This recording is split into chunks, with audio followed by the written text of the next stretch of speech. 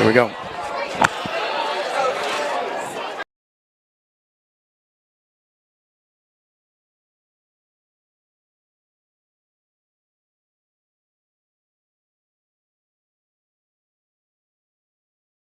From Winterscheid Stadium on the campus of Archbishop Shaw, Crescent City Sports is proud to present Division I prep baseball playoff action as this evening the Archbishop Shaw Eagles entertain the Holy Cross Tigers. And a pleasant good evening to you, Ken Trahan, on a very pleasant evening in Marrero, where tonight a pair of Catholic League rivals connect for the third time this season. This time with the season on the line. It's the number 8 seed Archbishop Shaw, the number 9 seed Holy Cross. Ken Trahan joined by a couple of good and great friends, a longtime partner in basketball, but he does baseball too, and we hear him doing PA everywhere as well, not just on a high school level, but at the University of New Orleans and other places far in between. The great educator himself, Bill Gallagher. Bill, good evening.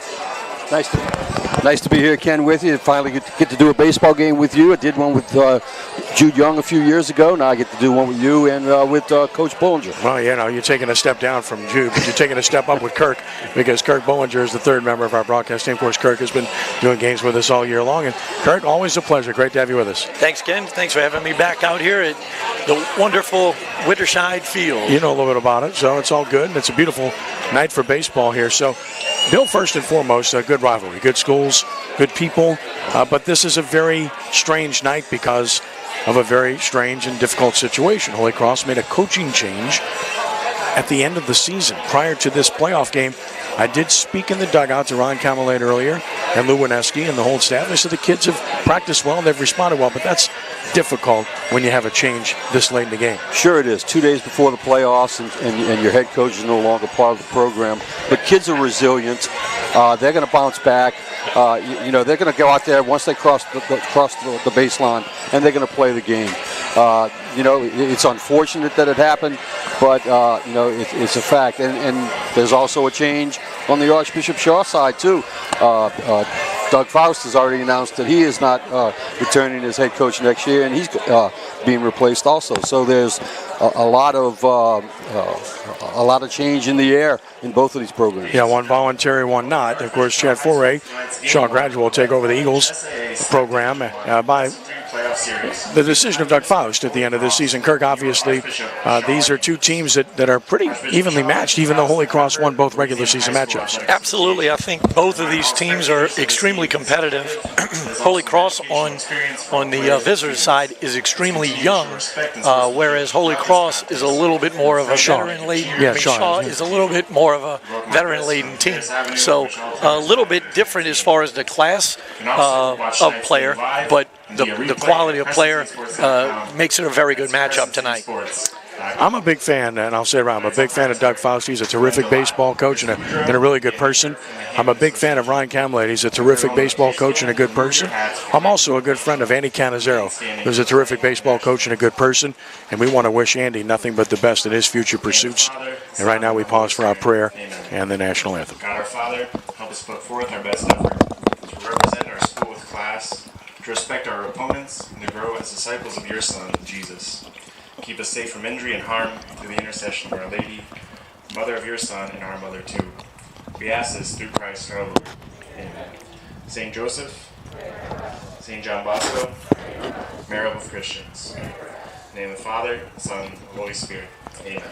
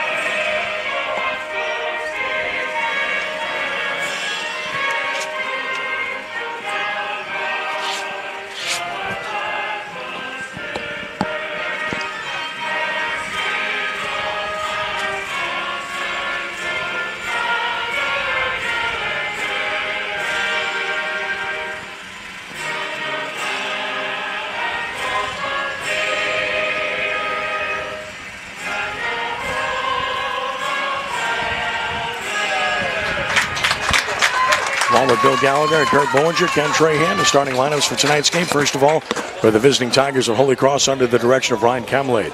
With a record of 12-22, they were 3-9 in District 9 5A. Leading off in center field, Brady Forstall. Colin Cure is the catcher. Dominic Pellegrin plays shortstop. The cleanup hitter and pitcher is Andrew Bradley. Batting fifth at third base, Will Andrade. Mason Smith in left field hits sixth. It is Lucas Saltafamaggio, the DH, batting seventh. Chris Sirkovich in right field will bat eighth. Ryder Blanchard at second base hits ninth. And Aaron Guichard is the first baseman, not batting. So top three of Forstall, Cure, and Pellegrin. Middle three, Bradley, Andrade, and Smith. Bottom three, Saltafamaggio, Sirkovich, and Blanchard with Guichard at first. And, of course, Bradley on the mound for the Shaw Eagles. 17-16, 3-9 in the Catholic League under the direction of Doug Faust. Cameron Bolden leads it off at shortstop. Jace LaCava is the second baseman. Logan Muleisen at first base. Leo Kerner cleans up at third base.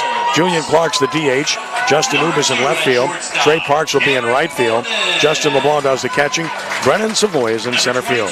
Top three of Bolden, LaCava, Muleisen. Middle three, Kerner, Clark, Sanud. Bottom three, Parks, LeBlanc, Savoy. On the mound for the Eagles will be the left-hander, Cole Guidry. Kirk, you know him pretty well. You coached him. You've seen him. We've seen him this year, not too long ago. Tell us about Cole Guidry. Absolutely. Cole Guidry, a little left-hander, commands the ball extremely well. He's going to pitch in the low 80s. He's going to feature a two-seamer, a four-seamer, a curveball, and a change. Talked to Jason Eaney, the pitching coach, a little earlier today. The only time he's been getting in trouble this year is when he's been struggling with his command of his changeup, because that is one of his out pitches against right-handed batters. Well, the numbers are really good for Cole Guidry on the season. And Cole Guidry is 3-3 with a 2.15 earned run average, which is outstanding. 11 appearances, 9 starts.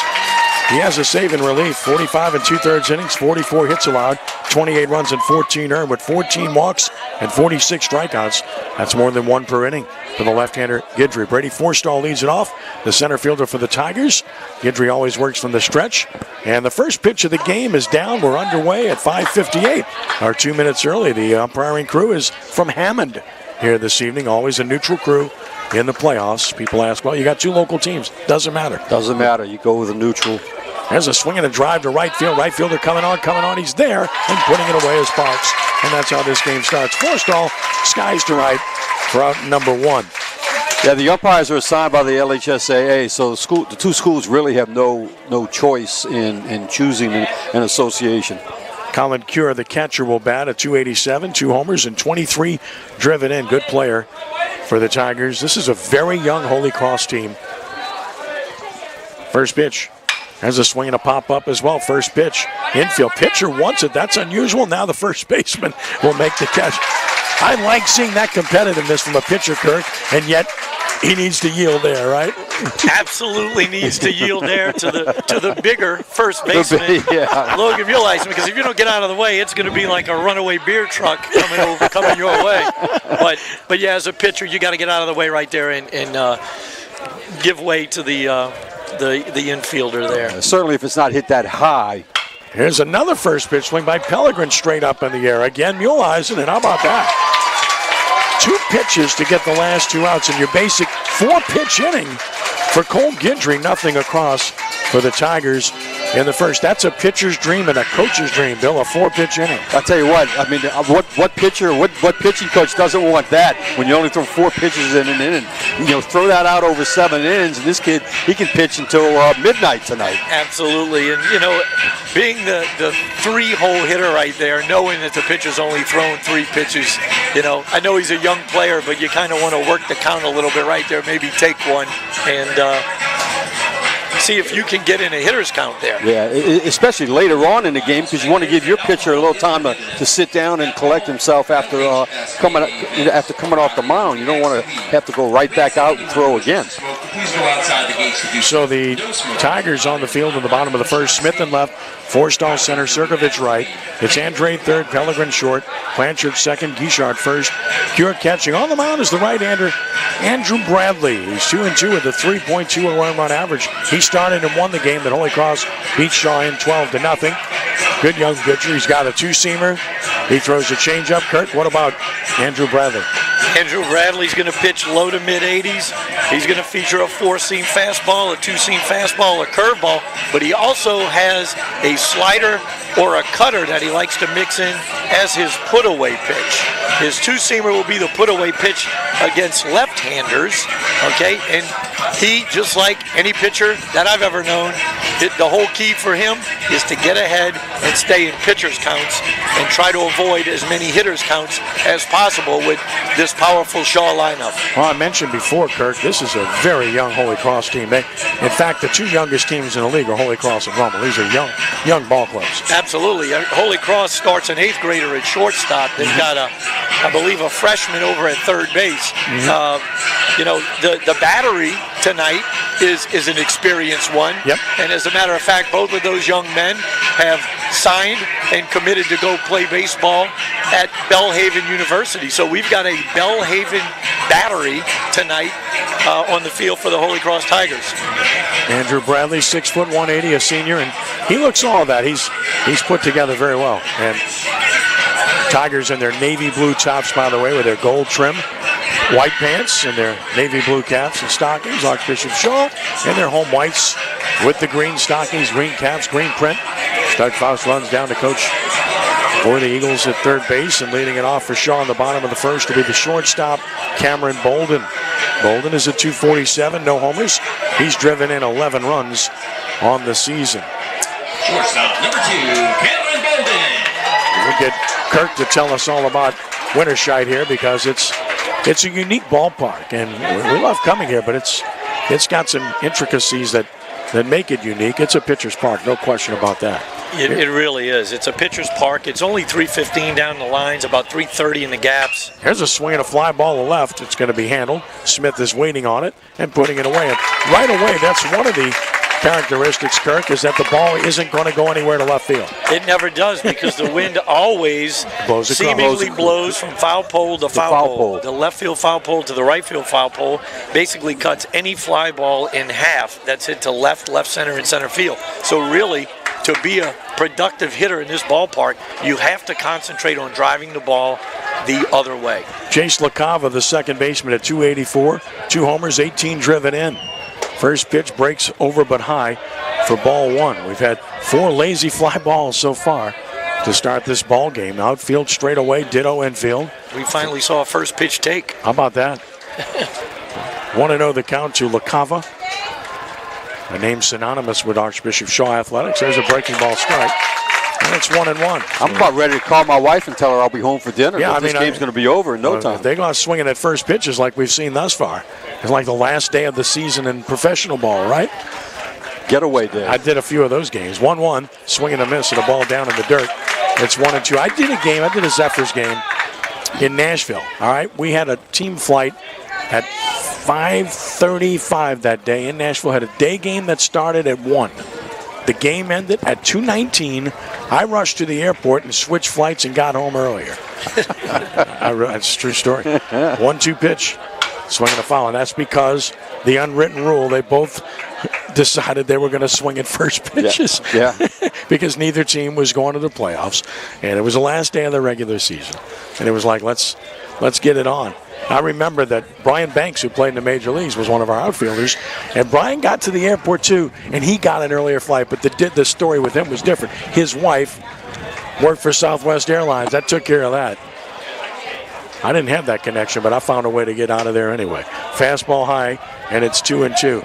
Yeah, minor league baseball, there's a ton of stories. Kirk could tell those too. I'll bet. Of course, I did the Zephyrs games for the first 9 years and loved every minute of it and have friendships to these days, but some of those flights, some of those connections, some of those hotels, okay. 2-2 pitch.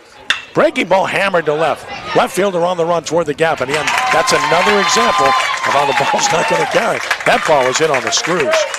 That was a hanging curveball right there by Bradley. And LaCava had seen 4 breaking balls previously in the count. He was right on that one, hit it right on the screws.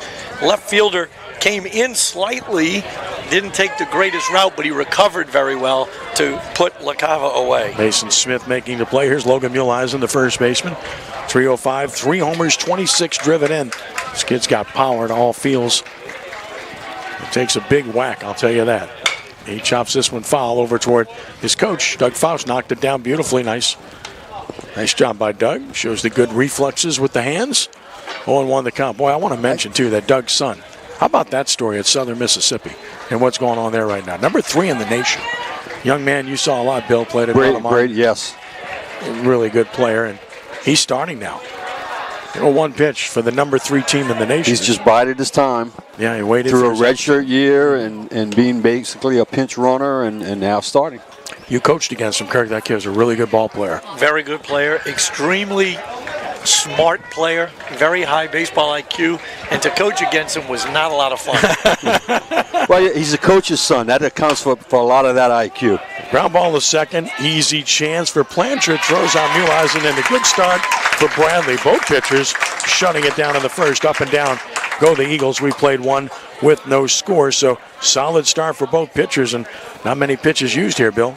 No, not many at all. I really think that part of that, though, is the aggressiveness of the hitters. They're coming out and swinging right away. And I don't mind that either. If you see a pitch you like, it's in your hitting zone, I don't have a problem with you going out early and taking a good, healthy cut at it. A 10-pitch inning there. I mean, what's wrong with him? He needed 10 pitches? Come on, man. Yeah, falling behind. Pales in comparison to Cole Guidry. He can only pitch 12 or 13 innings at that rate. Yeah, no kidding. Good stuff by both.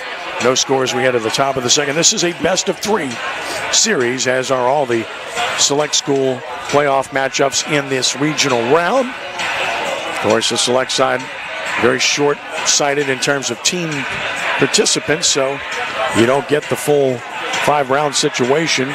This is the regional round, so these teams would have to win 4 rounds to win a state title. And it's best-of-3, game 2. Brandon Surrency's here. Great to see Brandon. A terrific guy and a great friend. And always enjoy seeing Brandon. He's another superb coach and does a little bit of everything here at Archbishop Shaw High School, including coaching their wrestling team to a second-place finish in the state in Division II this year. Appreciate him, of course, Tom Aleph. And Kirk had a friend that stopped by earlier looking for him, by the way. So I'll tell him who that is in a moment. Here's Andrew Bradley to lead it off, who takes a strike. Because I'm talking about coaches at Shaw. Andrew Bradley, 246, a homer and 15 RBIs. That guy that coaches the round ball team here came up here looking for you. That would have been my first guess. Swing and a miss. Good change up there. That is Guidry's out pitch right there. Change up, tailing away from the right-hander. It's 0-2. Kirk, I don't know about you, but I like a pitcher that pitches out of the stretch. I think, especially at this age, it just keeps them more compact, less opportunity for them to get all, tangled up and lose their rhythm. I like pitching out of the stretch. It's definitely a situation where it's a personal preference for me. Whatever the pitcher feels comfortable with. Sure.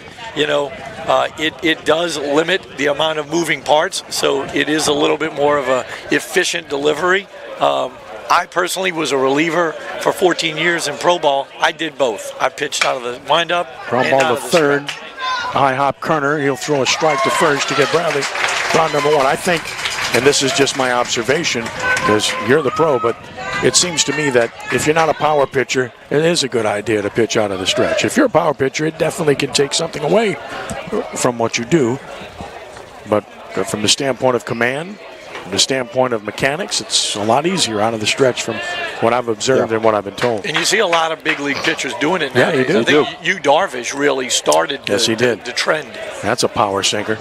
There's a chopper towards second. Another first pitch swing, charging wisely. LaCava will throw him out. Boy, the Tigers that's the third first pitch out they've made in 5 batters, Bill. Man, I don't know what to say about that. I appreciate their aggressiveness. I really do. I think as the game goes on, you want to start taking a few more pitches and make this kid throw some more pitching, some more balls. But, I don't mind them coming out and swinging right now. First pitch is a little bit high and tight to Mason Smith, the left fielder, at 233. No homers, and a driven in from Mason. Tony Gwynn used to talk about his hitting zone, not the pitcher's strike zone. His hitting zone. If it was in his hitting zone, he was going to swing at it. Strike call to Smith. It's a ball and a strike on Mason. He's a junior. Lights come on here at Winterscheid. Has a swing and a ground ball to first. Muleisen has it. He'll win the race to the bag. Another easy inning for Cole Guidry. He's mowed down 6 in a row as we get set to go to the bottom of the second inning here with no score from Winterscheid Stadium. And today's coverage on Crescent City Sports brought to you by the Lamarck Automotive Complex in Kerner. Lamarck Collision repairs all makes and models, and they make the repair process easy with their state-of-the-art equipment and certified technicians. It will be done right.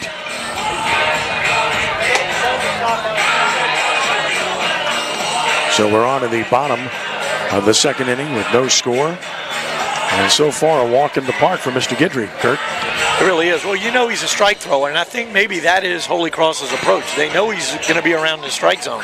They don't want to get behind in the count. They want to attack the fastball, and he's been getting ahead with the fastball, and they've been attacking it, just haven't been very successful to this point. Well, Guidry, in 2 innings, has thrown all of 13 pitches. So that'll do it. That's not bad.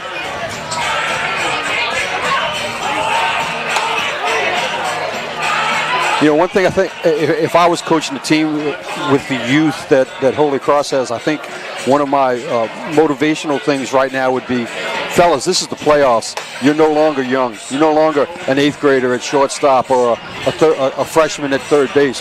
You're now a year older, you know, and kind of use that to kind of tell them, you know, you can do this. You can stay with these guys. You're a year older. You've got a year under your belt now. I totally agree with you, Bill.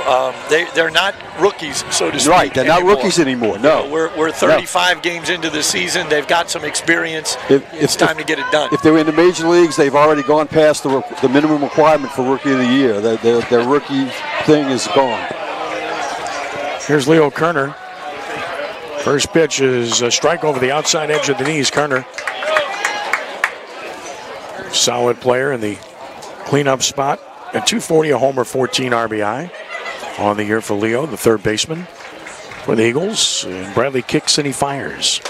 That's a little bit high, and it's 1-1 to Leo. And you know, for both teams also, this is a difficult time of the year because it's the end of the school year.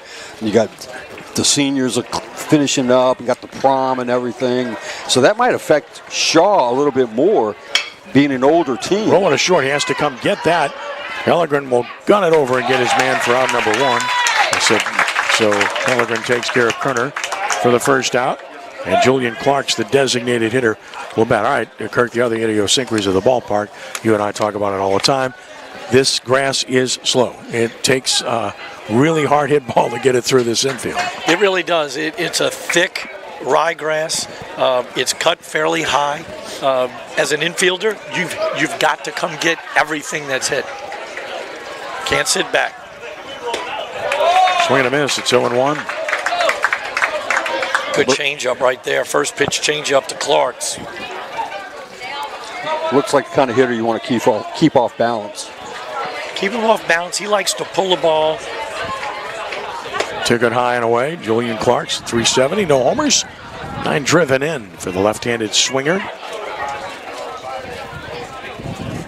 Clark's a junior now. Straight up defensively. That's kind of how they've been for everybody thus far. There's the 1-1. Missing away. It's 2 balls and 1 strike. See, Julian really likes to get his arms extended. When you pitch him away, you've got to be careful. You don't want to throw too many strikes away. You want to make him chase away. Swinging a fly ball in the left center field. Center fielder on the move, and nice sit-down catch by Forstall. Brady Forstall. That's not an easy play. That ball trailing away. He's coming in and across. Now we got to worry about him being hurt. That's a shame.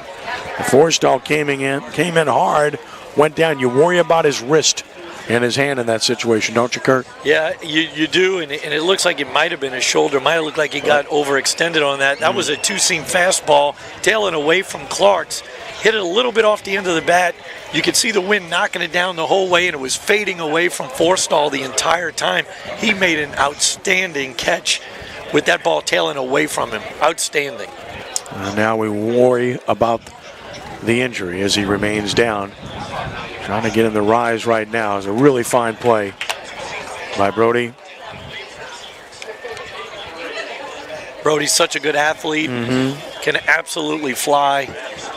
He was an infielder by trade when he played on the Little League East Bank All-Star team, second base shortstop. So a very talented baseball player. Hopefully it was Looks like he's all right. nothing major. Fantastic, looks like. I think they're asking for a ball to make sure he can throw, so that might indicate it is his shoulder, Kirk, when you want to make sure he can go. He's going to warm up right now, and nice free and easy motion there. The sophomore looking like he's going to stay in, and he will, and that's great news. Winner of this series gets number 1 seed Catholic in the quarterfinals. Catholic, the number 1 seed in Division 1.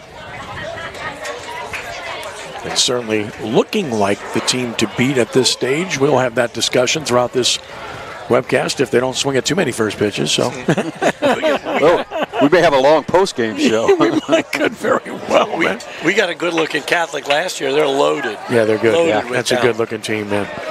Justin Oob, the left fielder, 240, no homers, 6 driven in. And the first pitch from Andrew Bradley is on the way. Swing and a miss. Good pitch by Bradley. And, of course, the cross-pollination of families in this Catholic League. Bill, this is a good example of that. Tell us about it. I know Justin a little bit. His twin brother plays left field and catches for brother Martin. There you go. Julian Oob. Justin takes it down for a ball. It's 1-1. Yeah, we see that in a lot of places. Young man for Jesuit pitcher, Marisi. His father was a star at Rummel. 1-1 the count. Here's another pitch on the way. That misses away, and it's 2-1. Well, a lot of times you have that legacy where the son follows the father, but you got a lot of, like you said, cross-pollination, and you can't go wrong with whatever school you that's go what to. You just stole the thunder. They're all good places, all good schools. I mean, missing inside, it's 3-1 to Oob. You can't make a bad choice. There's a fit for you. Yeah, no question about it. Absolutely. And these are really good schools. It's a pleasure working with these schools, and we appreciate them working with us as well. 3-1 on Oob. Next pitch is on the way, and that misses away, ball 4. So Oob is on. There's your first base runner. A 2-out walk issued to Justin Oob by Andrew Bradley, which will get Trey Parks to the plate. Parks, the right fielder, at 203, no homers, and 9 driven in on the year.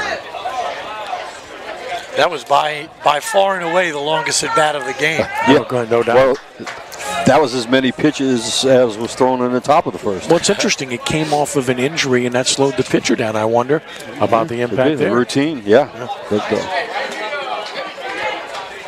So runner at first. Oob has not stolen a base. He has a pretty good lead. Check by Bradley.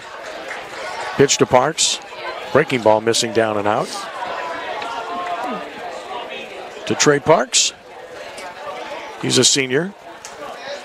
Now we get to see what Andrew Bradley has out of the stretch. He's in the stretch for the first time tonight. Sometimes that can throw a pitcher off. 1-0 the count. Check of the runner. And a throw over there. We'll chase him back, diving back in. Pretty good move by Bradley. Certainly a weapon for a pitcher to be able to hold runners on.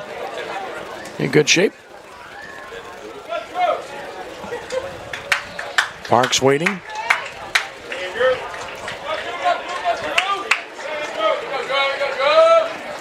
Oob away from first. Again, a pretty good lead. Bradley from the belt. There goes the runner. Good jump. Pitches a swing and a miss. No throw. Stolen base for Oob. He got a good lead there, and he got a really good jump, Bill. He did. And now they're going to say, out in second. What happened there, Kurt? They're going to call it batter's interference. Batter's interference on the play. And he had the base stolen. I don't know if he hit Colin Cure with the backswing. Right. Or not, but I'm thinking that's what it was because I didn't see Trey Parks, carry across the plate on the swing and the miss. So the inning is over regardless. No runs, no hits, no errors, nobody left. So after 2, scoreless here in game 1 of this best-of-3 series from Winterscheid Park. And almost that same situation I saw on Twitter this morning. It happened in a Japanese league game, I believe. And the batter on his backswing, when he swung around, hit the ball out of the catcher's hand. The kid was still on second base, and they called him out. so no score heading to the 3rd inning. on this sunny evening. By the way, the weather is delightful. The temperature is 79 degrees under sunny skies. The relative humidity is only 33%. It's not there at all, which is fantastic. Nice, clean air here tonight. The wind is 6 miles an hour, and as we mentioned, out of the west and blowing across, as it usually does from left to right here at Winterscheid. A little bit of a factor, not major, but a little bit. What a great day. Let's play 2. We're going to do that Saturday, maybe. We'll be back here on Saturday with a 1 o'clock game for Game 2 and Game 3, if necessary, to follow in this best-of-3 series, and really looking forward to it. And here in the third inning, Lucas Saltaformaggio leads it off, the designated hitter. 316, no homers, and 4 driven in for Luca on the year. He's just a sophomore. Pitch on the way. Misses away. Change up 1-0. Another name synonymous with Holy Cross School. Lucas Saltaformaggio. Nico is now at Nickel State, pitching well for the Colonels. This pitch is down and away. It's 2-0. Of course, Joey, my good friend, who runs the Copeland's of New Orleans restaurants. And, of course, Nick is the head football coach at Holy Cross. There's a ground ball off the pitcher to the third baseman. He's going to beat it out. Base hit. That's a base hit all the way. Sure. For Saltaformaggio. Guidry, Kirk, he ends up in a good fielding position, but that ball just was pretty sharply hit. He really does. Yeah. He finishes up square to home plate. That ball was a changeup off the end of the bat, and it had a lot of spin on it. And as soon as it got to him, you could see a reverse spin. He totally missed the ball, hit him off the kneecap, and kicked over to Leo Kerner at third base. Chris Zirkovich bunts. That's a good bunt. Pitcher Guidry will go to first and get the out. So sacrifice works. Nicely done, 1-3, and Saltaformaggio into second with 1 out. Zirkovich gets the bunt down. Ryder Blanchard will bat. 213 hitter, a homer, and 13 driven in for Ryan on the season. He is a freshman. First serious scoring threat of the game. I'm going to keep mentioning these underclassmen because Holy Cross has a ton. This is a freshman, Ryan Blanchard. Check of the runner second. Pitch on the way. Foul. They had a good cut. It's 0-1. Little small ball right here in the third inning, and when you do have a young team, you're almost forced to play that type of ball. You're not going to hit a lot of home runs. You're not going to be able to drive balls into the gaps, especially in the playoffs. A run is crucial at any time. Check swing foul, and it's 0-2. Maybe the most impressive win for Archbishop Shaw this year is when they beat Brother Martin here in this ballpark. Really good win, walk-off win, in fact, in that game. Extra innings, I believe. Yep. Well done. 0-2 the count on Blanchard. And the pitch. And a swing and a foul off the end of the bat once again. Looking at this District 9-5A, congratulations to the John Curtis Christian Patriots, who won the league at 10-2. And I thought they were the best team before the season started. I told Kirk that. And they started out of district not so fast, but boy, they turned it on and played great. And they ended up winning the league. 0-2 the count. Pitch on the way. That's high for a ball. It's 1-2, and Brother Martin and Archbishop Rummel tied for second at 9-3. Going in different directions. Brother Martin struggled down the stretch. Rummel playing really well. Right. Down the stretch. Right. I mean, give credit to Curtis and to Rummel. Like you said, they're playing their best ball at this time of the season, and that's exactly what you want. 1-2 is a swing and a foul off the catcher's gear. Okay, so you guys know this league pretty good. If I analyze this league, I think John Curtis is the best team. I said that before the season started. But in a 3-game series, the 2 teams I don't want to play, well, Curtis certainly is there, but the other 2 I don't want to play are Jesuit and Rummel. They have deep pitching. Those 2 schools have 5 or 6 guys that can pitch and beat you. Pitch on the way, breaking ball down. It's 2-2 because Jesuit, I mean, they still got Ryan Porsche. They got Holden Hess. They've got Clayton. They've got Good. They've got Marisi. Those guys are all good. Yeah. All good. Yeah, I don't think you want to face any of those teams. I mean, you really don't want to. You're going to have to. And this. There's a drive to center. That's going to get down for a base hit. Saltaformaggio had to make it get down. Stops at third. I don't think he could have scored anyway, Bill, because it wasn't hit hard enough, and he's not a real fast runner. But, the read, he didn't really read that ball was going to get down right away. But still, he's not going to score on that ball. No, he's not going to score on that one, and you don't want to get doubled off if the kid makes a catch when you're in scoring position right there. So Blanchard gives Holy Cross a real chance here. It's first and third, one out, and here's Brody Forstall at the plate, who flew out to right. He made that excellent catch in the last half inning in center field. He has a chance to put the Tigers on top here. A check of the runners, and the pitch on the way. Swing and a miss, and of course the Rummel team, Giancarlo Arancibi is a legitimate ace, really good. That other kid, that whatever his name is, really emerged as an outstanding second pitcher for Rummel. I can't think of his last name right now. Brock something or other. Throw to first, runner back. But then they've got 3 or 4 other good pitchers. I mean, Cole Borders, along with Brady Ramon and Ira Austin. Brady Schmidt. Those guys can all pitch. They can all get you out. 0-1 pitch. Strike call, good pitch. 0-2. John Curtis, of course, says that Michael O'Brien, Logan O'Neill, Austin Ackle, those guys are really good. All of them really good. That's 3 guys that start and beat you right there. 0-2 the count. Throw to first, runner back. Brother Martinez, Ryan Leslie's really good. Mason's done a nice job. Duran's been solid. Right. You know, I mean, I could see any of those teams winning, honestly. But the beauty of all of this is that it's a best 2 out of 3. It's not just let me throw my ace every game. Pitch missing away, which is why I mentioned which those is beautiful teams, because they have pitching. Yeah, I mean that tells you who has the best team, not the best. I agree. I like the format. I like the format. You coached it, Kirk. Don't you like it? Love the format. Yeah. It's the most fair format out there. Yes. And it's the most interesting for the fans, too. 1-2 is high. Breaking ball. It's 2-2. It really is. I mean, we've seen quite a few of these series where one team won game 1 and lost the next 2. I think you did that. Yeah, I mean, baseball is a sport that revolves around series. I mean, you look at the big leagues, it's either a 3 or a 4 game series every time you meet somebody. Runner breaks for second. They're going to throw there. Runner for home. He's out at second, and that's a run. Tigers steal the run. Got a run. I can't believe he didn't look to throw home, Kurt. Well, you know what? It's early. If they're going to give you an out, you want to take the out there. I'm okay with that. Are you? I am. I think so. In the 3rd inning, I'm okay with that. I don't think 1 run's going to win this game. Well, Holy Cross, that's exactly what they wanted, and they got it. They take a 1-0 lead as a result. As scoring on the play, Salta Formaggio, they put out goes 3-6 at second to get Blanchard, and that's exactly what Blanchard and what Ryan Camley had wanted. Holy Cross is, regardless of who the head coach has been, Kirk, over the last several years, they've been very aggressive running the bases. You know what? I think that really started with Cass Harges when he took over. Swing and a miss, and Forstall strikes out. So in the inning, a run on 2 hits, and nobody left on base. Bottom of the 3rd coming. Tigers have taken the early lead, 1-0 over the Eagles. So they steal a run there. It's the Earl Weaver theory. You know, if they're going to give you an out, I'm going to take it. Well, I mean, I just think that was a... And it's very early in the game. It's only in the 3rd inning. You got to have some confidence, and I'm sure they do, that their hitters are going to come around. We want to remind everyone that today's coverage here on Crescent City Sports is brought to you by Ochsner Sports Medicine Institute. Get the same sports medicine care the pros receive with minimally invasive treatments and quicker recovery times. Visit ochsner.org/sportsmed to learn more or schedule an appointment near you. Thanks to Ochsner for their support. 1-0 Tigers as we head to the bottom of the 3rd inning. Eagles now having the play come from behind.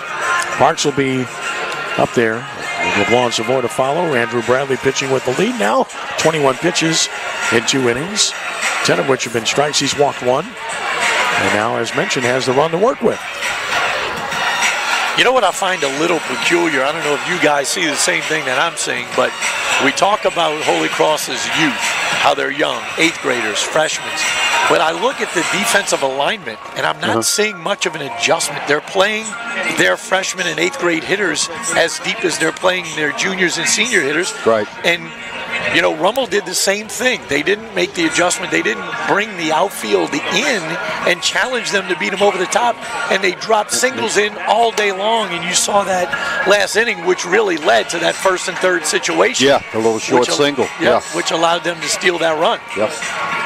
Well, the ballparks all have different personalities, and how to play defensively comes into play. I think people adjusted. It took time to adjust to John Ryan in particular for visiting teams. Jesuit had a tremendous advantage there originally, but I think teams adjusted over a long period of time. Boy, we saw some great games there. Kirk did a couple, and I remember one game that J.P. France pitched there was out of sight. Fantastic. That was phenomenal. I was talking about that game the other day. That's a game we did. There's a liner down the line and left. That is a fair ball. Rounding first. Stopping there. It's Justin LeBlanc. So LeBlanc with a single, held to a single by the left fielder Smith. So Justin LeBlanc gets a knock to start the third. That's the first hit for Shaw. It was an off-speed pitch, down and away. LeBlanc went out there. He kind of hooked it a little bit, hit it off the end of the bat, bloops it just inside the left field line. And Mason Smith did a great job of hustling to that ball, getting to it quickly, and holding Justin LeBlanc to a single. And more than likely, we're going to see a bunt here. I was going to say that. They put well, LeBlanc was the catch. They put Gavin Richard into Richard, the courtesy runner at first. Here's Savoy in a bunt situation, squares, and he bunts it right in front of the plate. Catcher's going to go to first. Nobody covering second. That's a good reason. Nobody covered second. Because that ball was only a foot or two in front of the plate. That was a foul ball. They're going to say foul ball? That was a foul ball. I don't know if they're going to call it. They're not. That ball bounced up and hit Brennan Savoy off the initial bounce. I can't believe they missed that. I saw that clear as day. Nobody's saying anything. Colin Cure was. The umpire behind home plate didn't have the best angle at it, but the umpire that was behind the mound, between the mound and second base, should have seen that. Gavin Richard to second base now as a result, and now you flip the order. Cameron Bolden flew out to left his first time. Base hit could even this game. Bradley, long stretch, time called. Shortstop, Pelican trying to keep LeBlanc in touch at second base.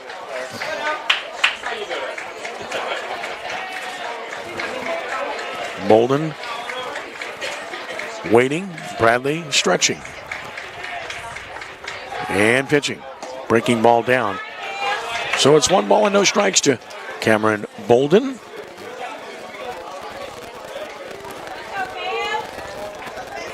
Talk about playing here, Kenny. I remember coaching at Shaw playing Rummel. Nick Monica used to play his outfielders like deep infielders. Yeah, they were unbelievably shallow. I did a couple of those games. You could never get 2 bases on a single. You'd have a guy on second base, you'd single to center, you couldn't score him. 1-0 pitch is down and out. It's 2-0. Actually, I saw Nick Monica this morning. I had to go over there to meet with Coach Cazzo about the Summer League, which is a great idea, and I think it's going to be well done with all these Catholic League teams playing in that Frank helped put together. And we'll have a big announcement coming up about that, too. It's a wonder that something like that hasn't come up before. I mean, basketball's done it forever. Has a drive to left field. Left fielder back with a play and making the catch over the shoulder. Cameron Smith. He had it read all the way.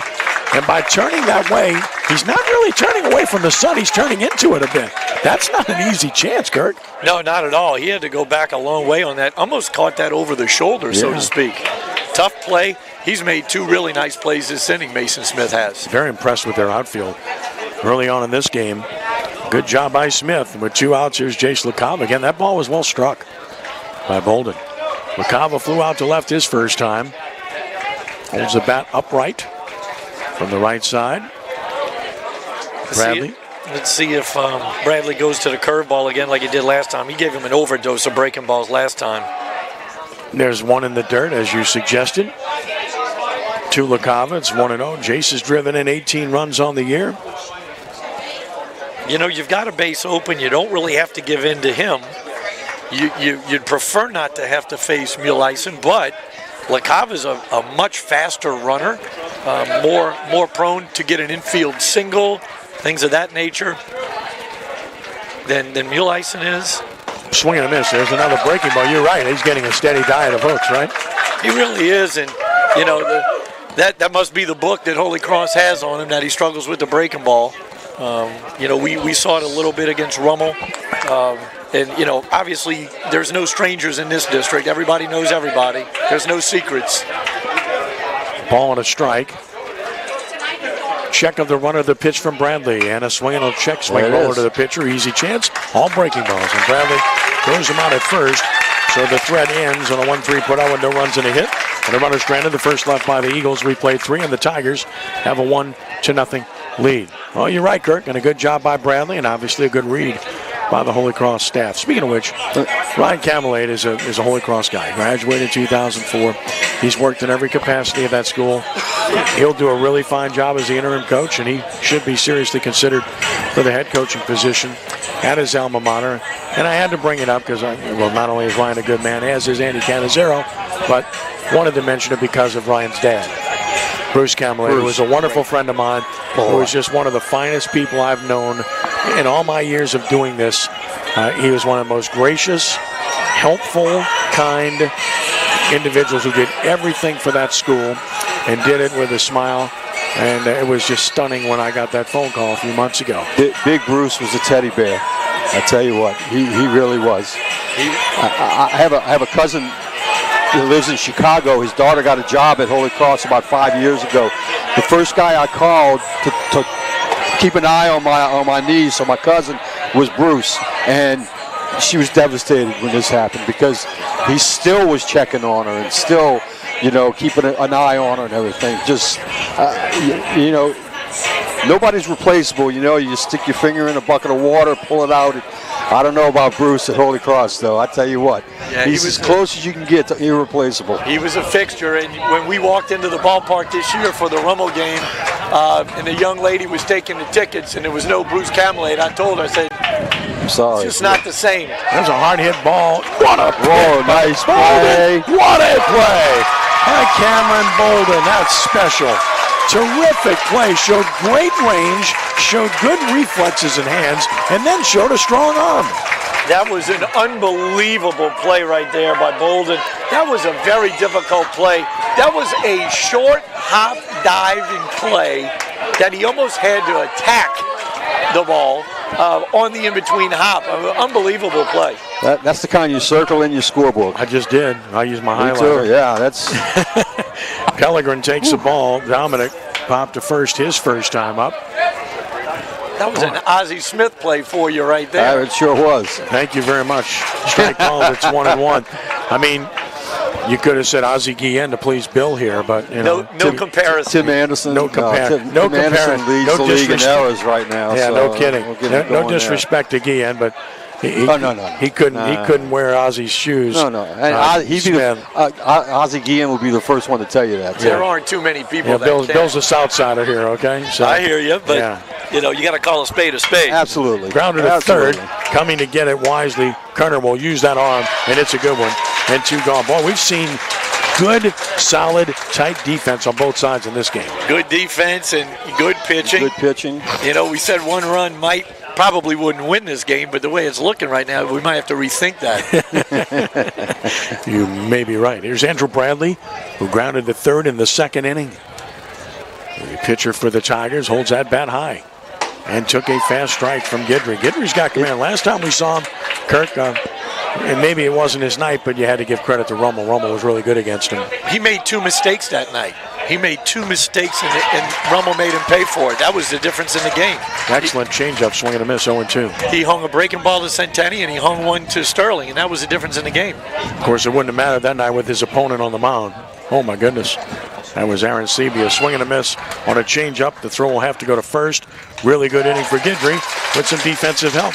As 3 up and 3 down go the Tigers, and this game continues to motor forward as we go to the bottom of the 4th in a 1-0 ball game. As we've got ourselves a legitimate pitching duel thus far. Today's coverage on Crescent City Sports is brought to you by Gibbs Construction, a leader in the construction industry in Louisiana and the Gulf Coast for more than 45 years. Transforming dreams, visions, and plans into reality.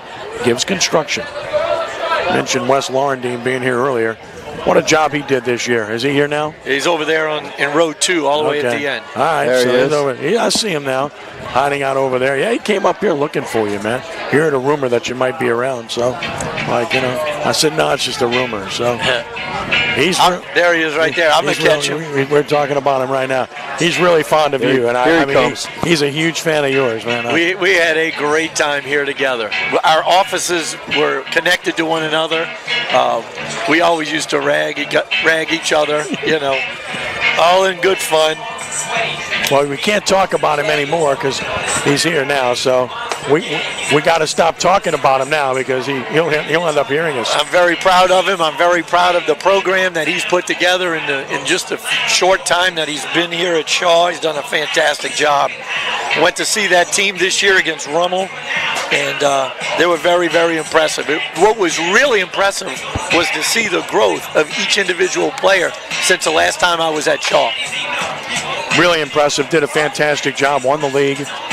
Lost his best player for quite a few games, Isaiah Barnes, and didn't matter. They just stepped it up.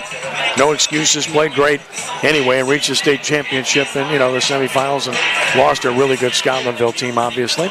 And great season. I know he was disappointed in that, but he did a fantastic job. Building this program from the bottom up. Bill, you're a basketball coach. Yeah. You know. Well, I called this game when he played Brother Martin at Brother Martin, and Brother Martin, was dominating the entire game. Game. Yeah, it was like they were down by like 20 points, I believe. Mm-hmm. What impressed me was the poise of that team, and that's again a reflection on their coach, on Wes.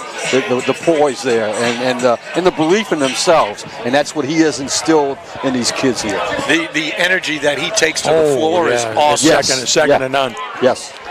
Logan Muleisen leads it off, grounded to second in the first inning, and he takes the strike called. It's no balls in a strike. Muleisen grounded to second his first time. That was only the 30th pitch for Bradley. Yeah, I don't think Logan liked that call a whole hell of a lot. Tell us how you really feel. Yeah. Here's the 0-1 pitch. Ground ball towards short. Third baseman will cut it off. Andrade's throw across is on the money, and again, the defense has been airtight on both sides in this game. But again, Bill, when you throw strikes and you pitch well, typically you play good defense behind you, right? Well, you're keeping your defense on the toes, and they're not sitting back on their heels, so they're ready. And when you're throwing strikes, you're going to get that call that he just got on Logan Muleisen. I was going to bring that up. Which was really a front door breaking ball that probably wasn't a strike, but he's been throwing strikes all night. Yeah, both these pitchers, both of them have earned those calls tonight. Leo Kerner takes it away. Ball one. Kerner grounded to short in the third. I say it every time I come here. It's a great bunter's ballpark, and we haven't seen any bunt for hits yet. And considering the pitching in this game, you might want to think about that. You might be getting there. Especially with the infield back. There's the 1-0. Ground ball toward third again. Cut off nicely. Andre spins, throws. And a good stretch at first for the out. A good job by Guichard on that stretch at first for out number 2. Tell you what, that was a nice play by the young third baseman, Will Andrade, ranging to his left, getting anything he can get that way, just like a good third baseman should. Did a little pirouette, makes a nice throw, a little bit wide, but the first baseman, Guichard, does a great job of keeping his toe on the bag. That's another freshman at third base in Andrade. So there we go again, talking about this young team. Well, if he hadn't taken that little pirouette, he probably was a little off balance, and he may have airmailed the ball first. Julian Clark swings and fouls it back. It's on. Clark's hit that ball that was slicing in the center field that Forstall made a great catch on earlier and got dinged up in the process, but got up and played. He's a tough guy and a good outfielder. And Clark's just saying, why'd you have to rob me? That wasn't very nice. 0-1 the count. Yeah, Bill, the reason Will took that little pirouette was so he could get on top of the ball. You turn glove side, you get on top rather than turning inside out and having to drop your arm angle. Right. Forstall's not going to catch that one. Not that. Julian Clark's makes some good contact again, and this time he finds green space for a single to center with 2 outs. That's his second into the game. So Kirk is getting the best swings for Shaw. He really is. A little looper right off the end of the bat. Again, off-speed pitch. Did a good job of keeping his hands back just enough. Get the bat on the ball, loop it out into shallow center, and maybe a little 2-out lightning right here for the Shaw Eagles. Well, Clark's hitting .370, so he's been a really good hitter for this Eagle squad.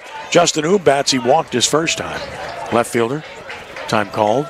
And I don't know if it's just me with the headphones on or whatever, but even that base hit right there didn't sound real solid. Hit it right off the end of the bat. That's why it just looped out past the cut of the infield. Yeah, there haven't been any real solid, no ping of the bat. Chopper foul, it's 0-1. Yeah, you don't get that crack of the bat with the aluminum. You get the ping, and I really haven't heard a ping. I think Bolden hit one. The one Bolden hit to left where the guy makes the over-the-shoulder catch. That was struck really well. Yeah, that was probably the best hit ball of the day. Yeah. Really good play by Smith. No balls and a strike here on Oob. Runner at first, 2 outs, 1-0 Tigers, bottom of the 4th inning. And a swing and a tap foul makes it 0-2.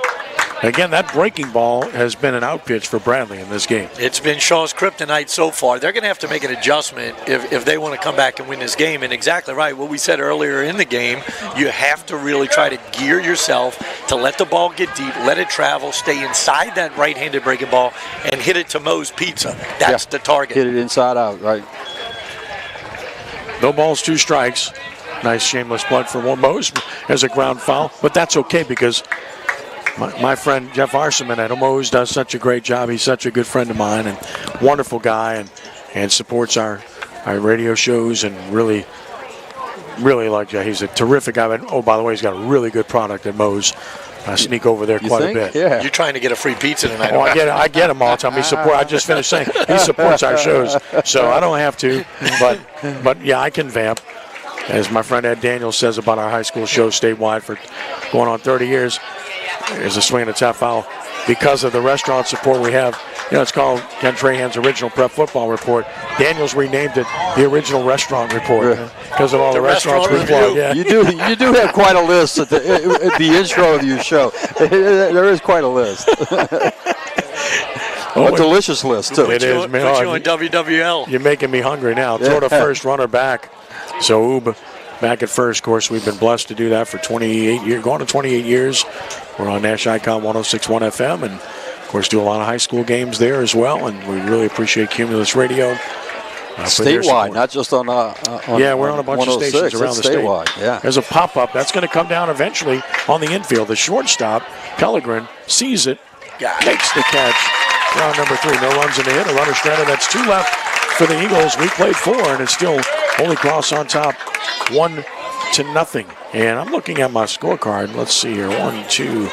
We've seen, a lot of ground balls in recent innings. We've seen a lot of pop-ups, too, in this game. Just good pitching, end of story. It's because a lot of off-speed pitches that are being thrown for strikes. A lot of curveballs being thrown for strikes by Bradley. A lot of change-ups being thrown for strikes by Cole Guidry. They both have these teams or their opponents off balance. And anytime you do that, you're going to see a lot of pop-ups, a lot of lazy fly balls. Yeah, it's really efficient pitching right now. Nobody's wasting any pitches. Even 0-2, they're going after them. They're not throwing a waste pitch on the outside or anything. Double extended. So it's going to be, I think it's going to come down to who makes the first adjustment. A good way to attack a team that's throwing a lot of off-speed pitches is if you can get runners on base, run. Yes. Run. Because they're going to be a little bit slower to the plate. It's going to give you an opportunity to steal a bag, get into scoring position. Shaw did try a hit and run with Oob right there. He fouled it off, but he did have the runner in motion that last at bat. Yeah, I think you've got to try some things. By the way, I want to give a shout out. I'm going to call him out. I'll bet you any money he's watching right now. Because anytime he sees a game we have on and he's watching, he always lets me know. So I'm going to give a big shout out to Brad Bass at Catholic High. Ground ball to first, 1 pitch, 1 out. Ulies into the bag. Andre grounds out to first against Guidry, who just threw his 36th pitch of the game. So 3 unassisted, 1 out. Mason Smith bats, who grounded to first his first out. He hasn't even thrown a real good bullpen yet. Yeah. I'm telling you. I mean, 36 pitches. Your typical bullpen's 50 to 60 pitches. He's about halfway there. He's going to have to throw the rest of it after the game. He's going to have to go in the bullpen and finish up like they do in Japan. Those guys throw a complete game and they go to a warm down. Yeah. First pitch, a strike called. It's 0-1 to Smith. So I just called out Brad Bass. So, Brad, if you're watching, text me. Otherwise, we're going to give you grief. Pitch missing, down and out, 1-1. Of course, the winner of this series plays Catholic. That's why I'm saying that. Yeah, I was going to say, because of you, he doesn't have to come down here and scout. He can just watch it because you can watch it anytime you want. I think he's that guy sitting below us that's wearing a disguise. There's a fly ball into center field. Savoy is there, and he'll put it away. Round number 2, Mason Smith flies to center. There's Luca Saltaformaggio, who singled and scored in the 3rd inning. As he stands in right side. There's just been so many first pitch outs recorded tonight. I mean, deep counts. I'm looking at it right now. Guidry has not had a 3-ball count in this game. I think there's only been 1 in the game. That was the walk. Foul down the right side. It's 0-1. To Oob, his first time up. You're right. Yeah, that's the only 3-ball count in the entire game on either side. And we're in the 5th inning.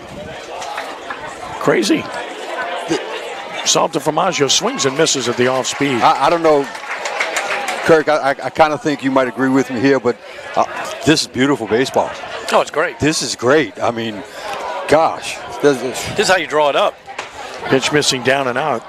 So the count to 1-2. Big win for De La Salle. The 10th-seeded Cavaliers on the road won at E.D. White 8-7 in game 1 of that 3-game series. E.D. White's good. That's a really good White's win real good for the Cavaliers. Ground ball to third. Kerner has it, knocks it down, picks it up. Easy throw. Got him. Inning over. 3 up, 3 down. So the Tigers in the 5th as Guidry continues to pitch well. He needs some offensive support as we enter the bottom of the 5th. Still 1-0. Holy Cross on top of Archbishop Shaw going to the bottom of the 5th inning. And today's coverage on Crescent City Sports is brought to you by the Lamarck Automotive Complex in Kenner. Lamarck Ford, the #1 Ford dealer in the Metro New Orleans market. Must be a reason. I was at Lamarck Automotive earlier today. Ronnie is performing at Jazz Fest tomorrow evening. Closing it out. Yeah, man. Well, by the way, I saw his Black Label concert last Thursday night. Fantastic. You talk about an incredible band. It's a collection of all-star artists. I mean, fantastic band. And really good music. And he's such a delightful person. And Kirk was present in Chalmette when we raised money for the Arabi tornado victims. And by the way, great response there. Last check, we had like 87 donations online from our solicitation that night. And thank Guy McGinnis and Ronnie, of course, donated $250,000 to the cause. He's an Arabi native who loved his hometown and loved Chalmette High, where he went to school. Just a few years ago. I'm not gonna give you the graduating. More than a couple, but just a few. I'm not gonna give you the graduating class 1964, but I'm just not gonna do it. So, I refuse to give it away. That was a great night. We had a lot of fun that night, and I learned a ton about St. Bernard history. Oh man, St. Bernard is a great place. Those Chalmette people are just wonderful people. You talk about resilient. Oh God, I mean. Sometimes, lately I think sometimes that word is overused, but not down there. Not down there. It fits to a T. Trey Parks will start the bottom of the 5th. He was on a batter's interference back in the 2nd inning. Bradley's allowed just 2 hits, 40 pitches in 4 innings. His 41st pitch is a swing and a miss. There's that breaking ball again. He's had command of it anytime he's needed it thus far. It gets to the point as a hitter where you just go sit on it. You have to. And you got to just wait on it. And then he's going to come in with his fastball, which is going to look a whole lot faster than it really is. And you take it. Down and out, it's 1-1.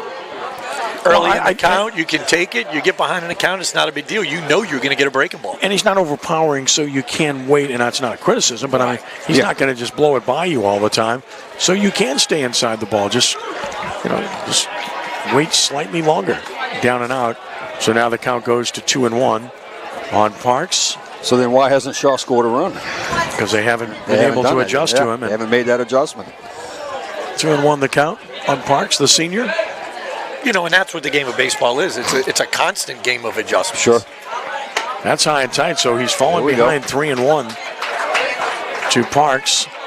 Eagles have had the leadoff man on once. That was in the 3rd inning. And Parks runs pretty well, so if he gets on base, could be the start of something for the Eagles. 3-1 from Bradley. Missing inside, so, oh no. Call that a strike. Okay. And it's full 3-2. The proverbial automatic 3-0 call, right? Oh, it's 3-1. It's 3-1, wow. Yeah. So he better be swinging it. I want to be fair and friendly and say it was borderline. 3-2 pitch. Popped him up. Shortstop, second baseman. Second baseman wants it. And making the catch, Blanchard. So Parks retired. That's how big that call was on 3-1.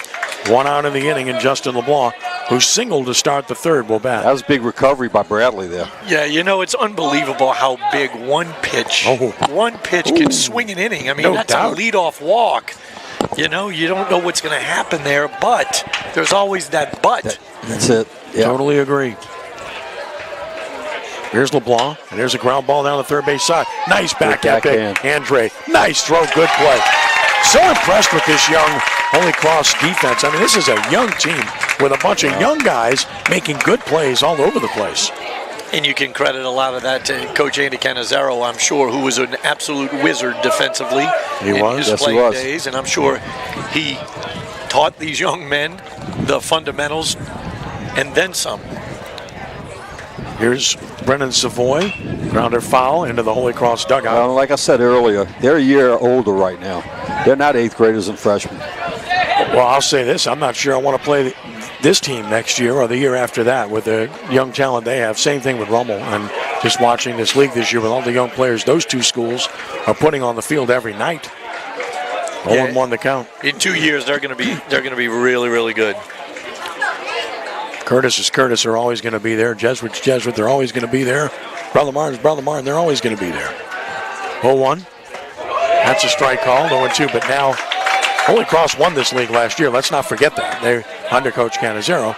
They won it last year. So that's not a lock for them. But and then Rummel, it's a good program.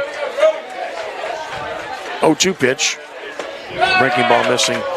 Down and away, 1-2. And I say that, Bill, because this league has been traditionally great. This year, it's just pretty good. I don't think there's any great team in this league. I think it's, John Curtis may be the best team. It's a good team, not a great team. I think it's more balanced. Yeah. I don't think there's that super team. Swing and a miss. Struck him out. What a job by Bradley. Mows him down 1-2-3 in the 5th. His first strikeout, as well as he's pitched, which is also why his pitch count is so low. That's his first strikeout. First strikeout, but he's got a ton of poor contact tonight with that breaking ball. Yeah. Well, he's struck out only one, but he's walked only one, and he's only given up 2 hits as we go to the 5th. Of course, Holy Cross has got the lead in this game, 1-0. Tigers have 2 hits in the game. Scoreboard has 1 for Holy Cross, but they've got 2 hits in this game. And they got 2 in that inning. Yeah, in this 3rd inning. So here in the 6th for Holy Cross, it's going to be Sirkovich, Blanchard, and then the top of the order, Forstall against Guidry. Guidry's thrown just 43 pitches in 5 innings. Crazy. He's walked no one and struck out 2, and can't do a much better job than he's done, and yet he trails in the game. When we're talking about all the other schools in the district, we didn't mention St. Augustine. No. They may not be the team that they've been the past few years, but they have been on the rise in the last few years due to the RBI program over there. Eddie Davis is a great friend and a great man with the Urban Youth Development Center out there at Wesley Barrow. And Barrett Ray, of course, the coach and athletic director. They had really good pitching up until this year, but not this year. Right. And that's what cost them, although they got a gigantic win over Brother Martin and the regular season. A ball to Sirkovich. Sacrifice bunt his first time. Next one from Guidry, and that's a change-up strike. And it's 1-1, and that win cost Brother Martin a league title. And then next year you have Carr. If they can get their athletes to play baseball. Swing and a miss, 1-2. Not that kind of program right now. No. But they were solid a few years back, produced a pro pitcher under Donnie Russell, so it's not out of the question. And I think being in the league will get more people interested, too, in the sport. Tapper foul, it's 1-2. Bottom line is, and that's why the Urban Youth Academy is so good, to get more African-American participation in the sport, get more kids interested at a young age to play this game, which can be a game that you fall in love with. Up the middle, second baseman ranges to get it, no chance. Got to be a base hit for Sirkovich. I would think. I think he beats that, Kirk. That ball's not hit hard. Second baseman ranging to get it. He's not He did getting have that. to go a long way for it. I think if he catches it, he gets him. Sirkovich, not the swiftest Okay, of so runners. you're telling me to give him an error. I'm not saying you have to give him an Well, error. I'm going to rely on your. I mean, it's a 50-50 proposition. If I'm pitching, I want that ball played. You're a pitcher. Everything's an error to you. Pitch high and away for ball 1. I'll ask Bill. What do you think, Bill? I got to score this thing, man. I'm ready to give him a hit because the ball wasn't hard hit. Second baseman to go a long way. Ball's off his glove. Scoreboard just gave it an error. Just gave an error. That's their own player. Here's a bunt, and it's a nice one. Catcher gets it. He wants to go to second. He made a mistake. Can't do it. Once you double pump, you lose the play. Safe at first, and now first and second, and the Tigers build an inning.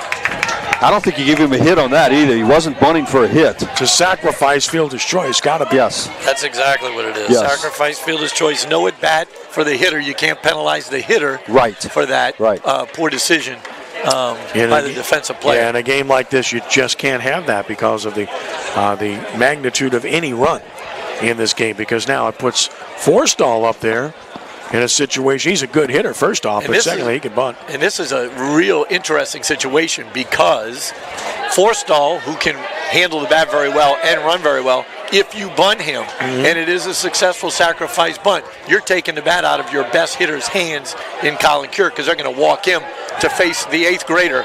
Agreed. Who's a very good hitter, by the way, but he's not a Colin Cure hitter. So let's see what they do. Yeah, you always got, it's a chess match. He squares early. There's your answer. It's up and in. Look out. Brody got out of the way. He almost caught that one between the eyes. We say this all the time, but we love the people in this league, and we deeply appreciate the hospitality here from our dear friend Tom Aleph, who's one of my great friends in the industry. And I know you think the world of him, Bill. Wonderful guy. Coached with him at Chalmette basketball. 1-0 going to bunt and took a strike. It's 1-1. Of course, he hired Kirk, so and we had a good time together. Can't be too shabby. So we worked very, very well together. Had a lot of fun together. Like I said last time, we solved a lot of the world's problems at the cafeteria table. 1-1 the count. Here's the pitch on the way. And a jab and a miss, and now it's 1-2, so that'll take the bunt off. Yeah, Tom's like, he's probably still collecting ticket money out there, so. Yeah, the reason I wouldn't bunt here is because he could always pull one and get the guys over, Sure. Being a lefty. If he hits behind the runner, just puts his bullet. 1-2 the count. Here it comes. Breaking ball popped up. That's not going to do it. Second baseman going out. LaCava is under it. LaCava has it. Infield fly. For out number 1. Infield fly rule was in effect right away as the ball had no depth. And here's Colin Cure, who's popped to first and grounded to short. Outstanding play by Bolden. Really the play of the game thus far. That was a brilliant play he made in the 4th inning. In case you blinked, we're in the 6th, and we're just past the 1 hour mark. So don't blink. That's the story. Keep your eyes wide open. Bluff to second, nobody home. A little inside move. They've got Cameron Bolden holding the runner on at second base with a right-handed hitter up and a soft toss and lefty on the mound. That hole's going to be a little bit exposed. There's a shot to center. Center fielder back. Off the glove of Savoy. Runner's going to score. Second runner for third. And the Tigers have a 2-0 lead. The ball was well hit, but it did hit Savoy in the glove, and he just didn't handle it. And we talked about how good the defense has been in this game, but it's been a little bit shaky in this inning, or make it a lot shaky in this inning for the Eagles. And we get a courtesy runner at second as well. Every game we talk about it. You come into a game and you circle 1 or 2 hitters who you're not going to let beat you. And Colin Cure is the guy, and they just let him beat him with that long fly ball to deep center field. It should have been caught. It's an error. Yes. Here's a pitch in the dirt. It's 1-0. It's an error for sure. But now Guidry's got to do a whale of a job to keep this a 2-0 game. Infield is in for the play at the plate. Pellegrin's popped to first, grounded to third.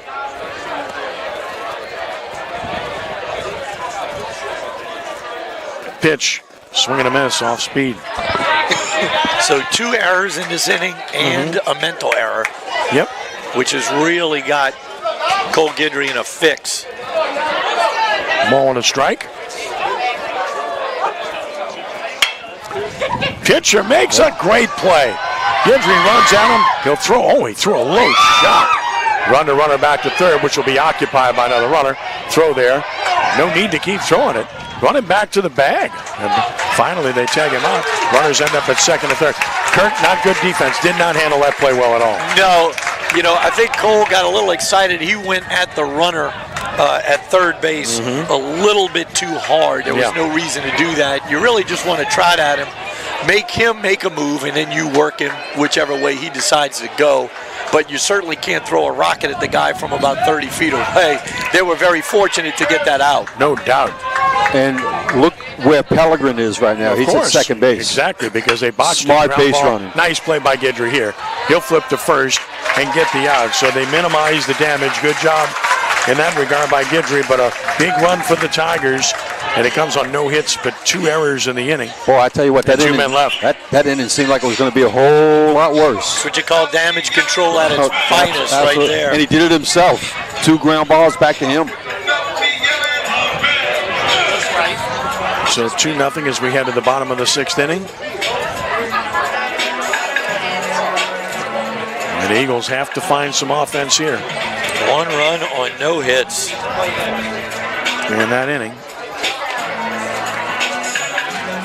As we head to the bottom of the 6th inning, the Eagles will have the top of the order up. Bolden, LaCava, and Muleisen trying to find a way to get on the board. Today's coverage on Crescent City Sports is brought to you by Ochsner Sports Medicine Institute, treating more than 30,000 athletes a year with innovative treatments for sports injuries. Visit ochsner.org/sportsmed to learn more.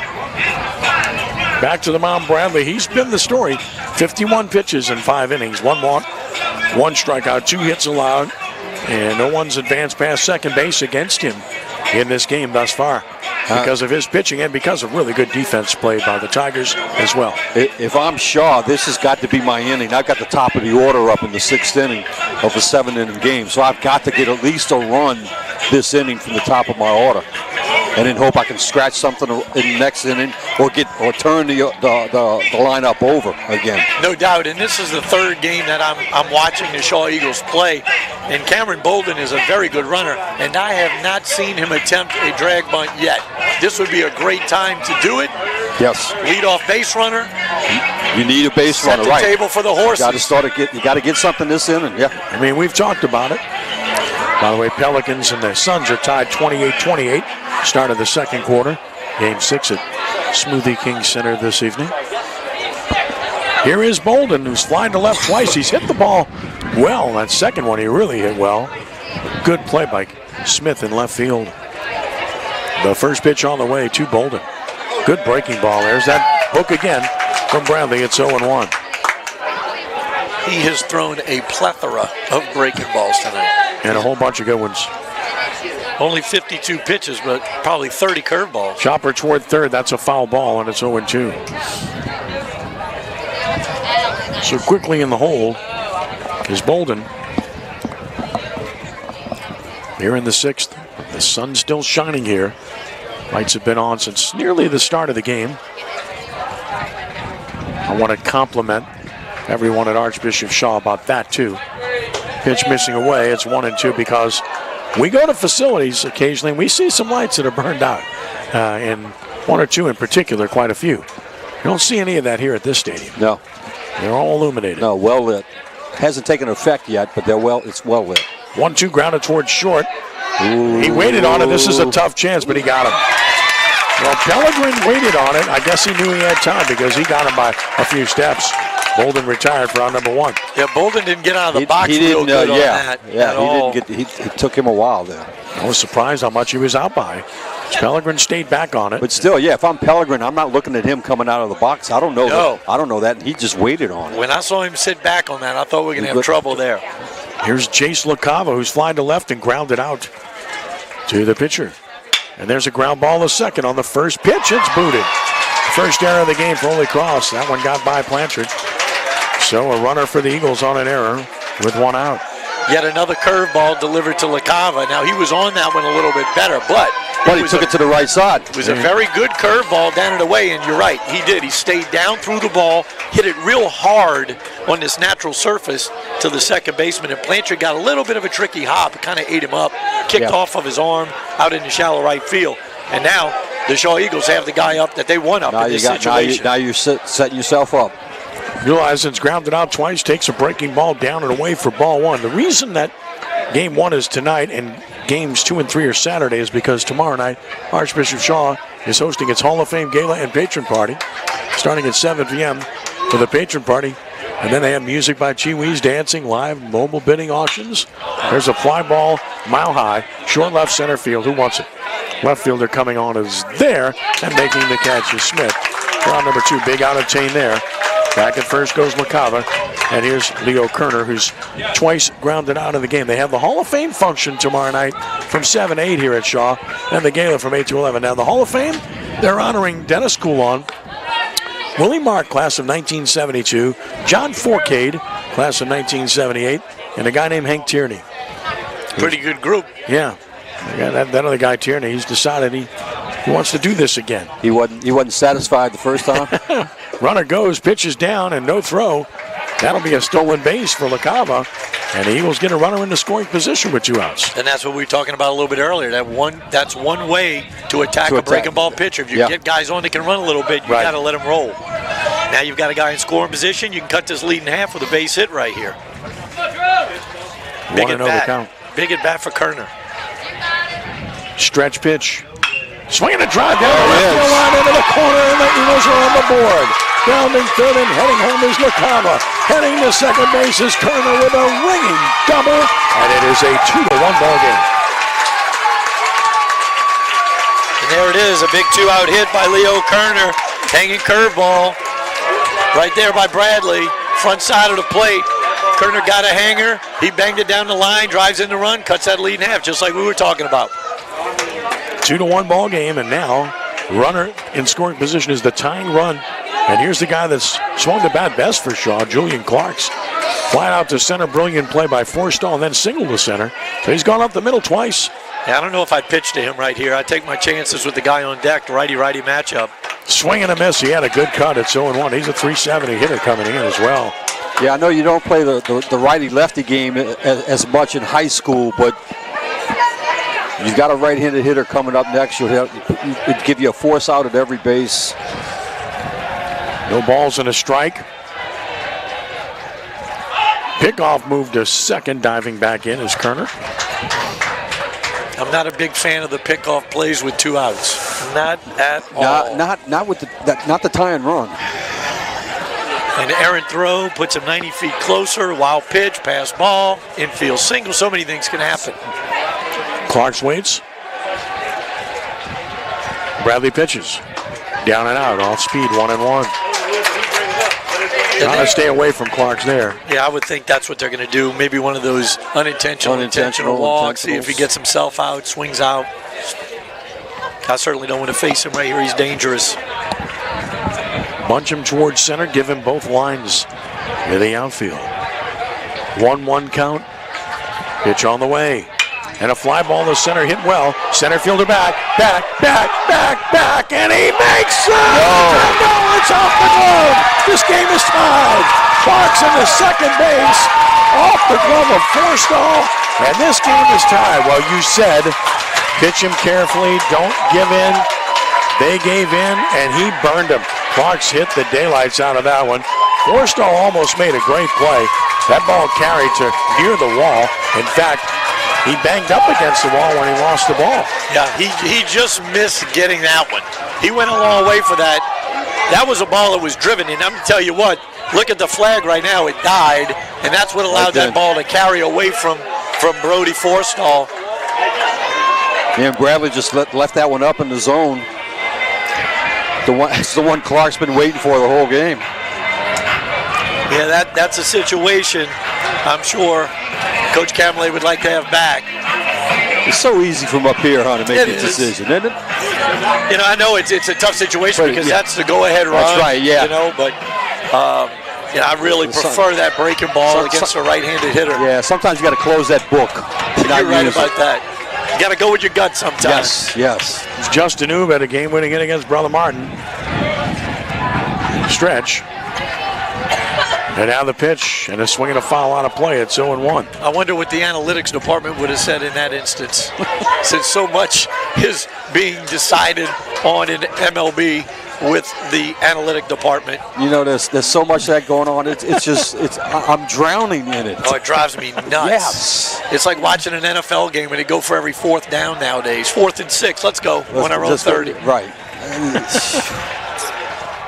There's a swing and a foul back. I got my text back from Brad Bass. He said, Bass in attendance, ha. You the man. He's a good guy, a really good coach. He got a heck of a program. At Grizzly Field's a tough place to win now. You know, and that's the key word that I like, program. No doubt. You're not just good every 3 or 4 or 5 years. You're a program, and you're good every year. And they are. 0-2 the count on Oob. Check of the runner, and the pitch on the way.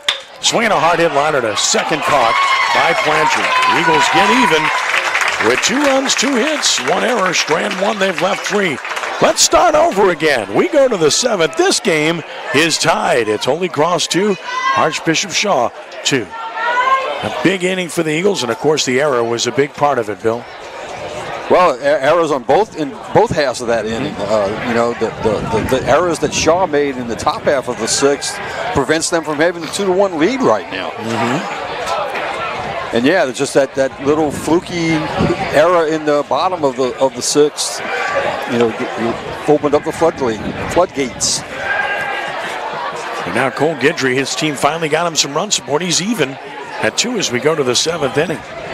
And probably has some fuel in the tank, Kurt, because his pitch count is still pretty low. Looks like both of these guys could throw all night. They look like they're in rocking chairs. If the defenses hadn't let them down a little bit, we'd be sitting with a 0-0 tie here in the 6th. I'm sorry, the 7th. 7th, that's 59 pitches in 6 innings for Guidry. And it's really a shame because both defenses were playing so well until that inning. They really were. But again, this is what we expected. This is why we're here. We thought this would be this kind of game and this kind of series. It's exactly what we're getting. Well, it's an 8-9 matchup, and that should be the biggest or the closest matchup in the playoffs. Is an 8-9. It's like the NCAA tournaments, huh? Yeah. Ready to go in the 7th inning. I mean, it doesn't always turn out that way, but on paper, it should be. It should be a toss-up. Here's Will Andrade, who's grounded out twice, and he took a pitch right over, but I guess high, and it's 1-0. Pretty good pitch by Guidry. Both teams starting the 7th inning with the back ends of the lineup. Ground ball to second. LaCava, no problem. And he took his time but threw him out. 1 gone. Andrade can run. You were saying, Kurt? I was saying both teams are at the back end of the lineups here in the 7th inning, so we might be looking at a little free baseball. Mason Smith will bat, who's grounded out, flied out. So what you're saying is cancel the dinner reservation? Cancel my dinner. Yeah. I think we put the mouth on ourselves earlier. Swinging a foul. Yeah, I'm not into all of that superstition stuff. I hear that stuff. All these years, it's like, oh, you can't say that. I can say whatever I want. I mean, like I control the game. Give me a break. My favorite mouthing ever was the Justin Tucker extra point against the Saints. Never missed. Has never missed an extra point in his career. Yeah. The ball was halfway in and it blew out. Blew out, man. Wow. 1-1 the count. The pitch. That's a strike call. And yeah, the good Lord decided to exhale at that moment. The Tom Benson. Yeah, the Tom Benson. The meme, that was hilarious. 1-2 the count on Mason Smith. That misses, and it's 2-2. Yeah, the Benson family, big benefactors of Brother Martin and Jesuit high schools in this league, is swinging a miss. Catcher has to throw to first and does for the out. 2 gone. Lucas Salter Formaggio will bat. He singled and scored, and he's grounded out. You feel a little bit of a momentum switch here in this one. Yeah, those 2 ringing doubles got the crowd into it, got the hometown crowd into it. Pitch on the way, and a swing and a drive. Hit well to left center. Center fielder, left fielder on the run. Center fielder got there. Made the play. Good play by Savoy as Luca hit that ball hard. But the inning is over, nothing across. Bottom of the 7th inning, scheduled for 7, and we are tied at 2. Say it again. Good ball game, guys. Well, obviously we couldn't hear from where we are to where that catch was made. But I got to be impressed with the communication between the left fielder and the center fielder there, because that could have been nasty. They looked like they might have been on a collision course. Yeah, that could have been nasty. And you can see Savoy kind of pull up a little bit at the end and Just shorten enough. up, but he's still able to get to the ball. Nice play. Back to the mound, Bradley. 65 pitches in 6 innings as we go to the 7th.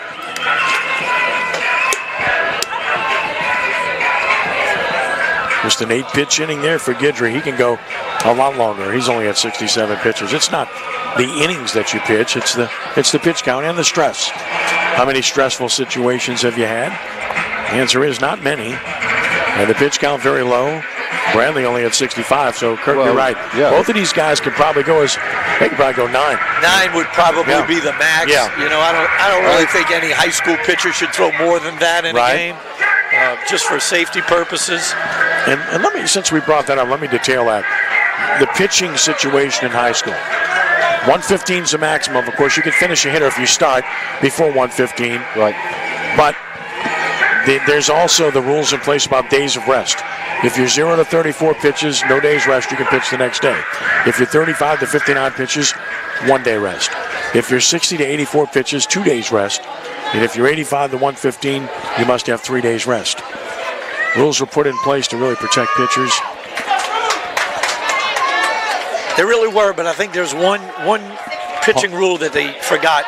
Parks takes the ball, it's 1-0. And that is, you know, you could throw 30 pitches every night over a 9-week season, and there's nothing wrong with that. Right. Which is kind of silly. I get it, yeah, that's a loophole of sorts.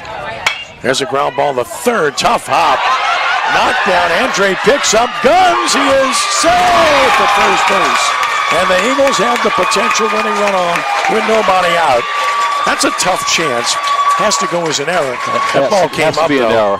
Came up on him. It was hit sharply, so much so that LeBlanc slipped coming out of the box. He swung so hard, it hit the lip, came up right into the sternum of Andre to third. He fumbled it around. He couldn't get a handle on it. Well, he fumbled it, and then he tapped his glove again. If he doesn't tap his glove, he's possibly out. Are you bunting here with LeBlanc, who singled and grounded out? Third baseman's wing, and he is squaring. Oh, yeah. Down and out for ball 1. Well, I say that because you got the 9-hole hitter on deck with an 0.59 average. So you're making a decision to do you have a try pinch to get hitter? the runner advance? You could, but is it doesn't there a look pinch like hitter it. No, the regular hitters in the on-deck circle. No pinch hitter in the on-deck circle. I think if they bunt, you're going to pinch hit. Tried to stab at it, and that one got the catcher. And Cure has to walk it off. It's a ball and a strike on LeBlanc. And you can pinch hit for him without any incident because we He can have go the back, free substitution right, he can rule go back in the game, yeah. that Kenny loves so Don't much. even go there, man. You know, but it would be poetic if Savoy came up, having made that catch to end the inning, to come up and get the game-winning hit in the bottom of the 7th. And totally redeeming himself in a way from the fly ball earlier that led to a run. Yeah. Ball and a strike here on LeBlanc. Runner away from first is Parks. Bradley is set. Bradley is pitching, and the bunt is down. Bradley gets to it. One play to first, takes the out. Good stretch at first base by the second baseman, Blanchard. That could have been disastrous with that ball sailing. That could have been ball game, yeah. 1 out, runner in scoring position, the potential winning run. Doug Faust is going to go to the bench, as we surmised. You know, once you bunted, Kirk, you had to think they must have had pinch hitter in mind. Yeah, that's exactly what I was thinking. If they're bunting, they're going to pinch hit. And they probably didn't want to tip their hand, so to speak, by sending the potential pinch hitter out any earlier than they need to. It's senior Wyatt Mark who's going to hit in this situation. So Mark to the plate with a runner second and 1 out here. The game in the balance. So Wyatt Mark standing in. 43 no homers and RBI. Wyatt Mark's going to be looking to ambush right here. He's a pretty good fastball hitter. He likes to pull the ball. Breaking ball's coming, I would think. Checking the run of the pitch, and he does. There it is. It's in the right center field. And the Shaw Eagles have won game 1 over Holy Cross on a walk-off single by Wyatt Mark. Eagles storm the field.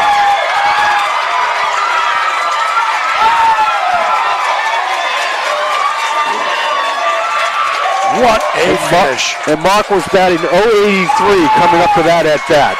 What a clutch hit. What were we talking about earlier? You got to go with your gut sometimes. That's right. You got to go with your gut sometimes. Analytics department certainly would not have sent Wyatt Mark up to the plate in that situation. What a finish. What a comeback by the Eagles. They were down 2-0 in the sixth, get 2 in the sixth, win in the seventh on a walk-off. Big pinch hit by the senior. Boy, you love to see a veteran player come off the bench and get it done, and the senior Wyatt Mark does just that.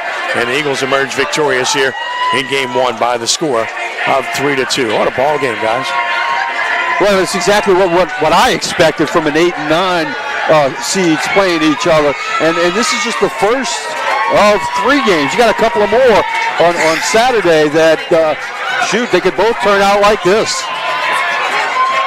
Very well could. I think it's going to depend upon even more so on the number 2 pitchers. You know, who's the better there, who's got the advantage.